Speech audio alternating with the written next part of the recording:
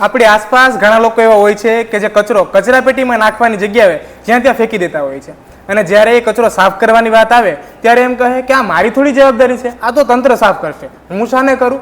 પણ જો ગીર સોમનાથ જિલ્લો આપણો છે, તાલુકો આપણો છે, ગામ આપણું છે, તો આ જિલ્લાને, આપણા ગામને સ્વચ્છ રાખવાની નૈતિક જવાબદારી પણ આપણી છે. ગાંધીજીએ સૂચવેલા સ્વચ્છ ભારતના સ્વપ્નને ધ્યાનમાં રાખી અને ગીર સોમનાથની અંદર આજે સ્વચ્છતા હી સેવા 2024નું પખવાડિયુંનું આયોજન કરવામાં આવ્યું છે, જે તારીખ 17 સપ્ટેમ્બરથી 2 ઓક્ટોબર સુધીની રહેશે.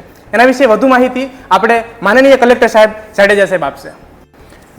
આપે જેમ પૂર્વ ભૂમિકા બાંધી એ પ્રમાણે સ્વચ્છતા હી સેવાનું પખવાડિયાની ઉજવણી થઈ રહી છે. માનનીય વડાપ્રધાન શ્રીના સીધા માર્ગદર્શન નીચે માનનીય મુખ્યમંત્રી શ્રીની સીધી દેખરેખ હેઠળ આપણે આ ઉજવણી કરી રહ્યા છીએ. આપણે જેમ કીધું કે જો કચરો આપણે નાખીએ જ નહીં તો વીણવો જ ના પડે. જે જગ્યા આપણને આનંદ આપે છે, જેમ કે આપણી ચોપાટી છે, તો લોકો જાય તો જ્યાં પોતાનો નાસ્તો જમવાનું લઈ જાય, પછી બધું ત્યાં જ નાખી અને ત્યાંથી નીકળી જાય. એટલે જે જગ્યા આનંદ આપે છે એને આપણે દૂષિત કરીએ છીએ. તો આવી માનસિકતામાંથી બહાર લોકો આવે અને સ્વચ્છતા છે આપણો સ્વભાવ બને, એ હેતુથી આ પખવાડિયાની ઉજવણી કરવામાં આવે છે.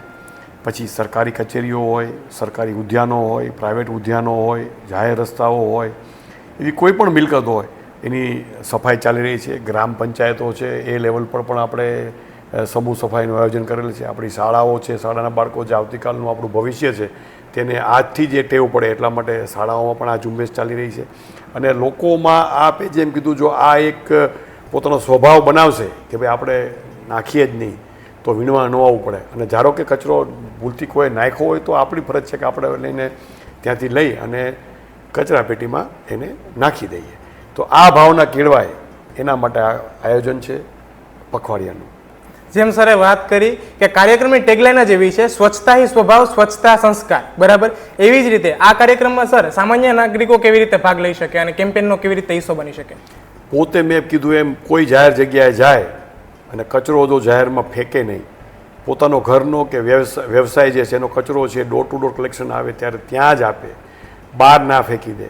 એમને ત્યાં કોઈ કસ્ટમર આવતા હોય તો એને પણ સમજ આપે કે ભાઈ તમે આ કેરી બેગ છે તો તમારા ઘરથી કાપડની થેલી લાવો અથવા તો પેપર બેગ લઈને આવો.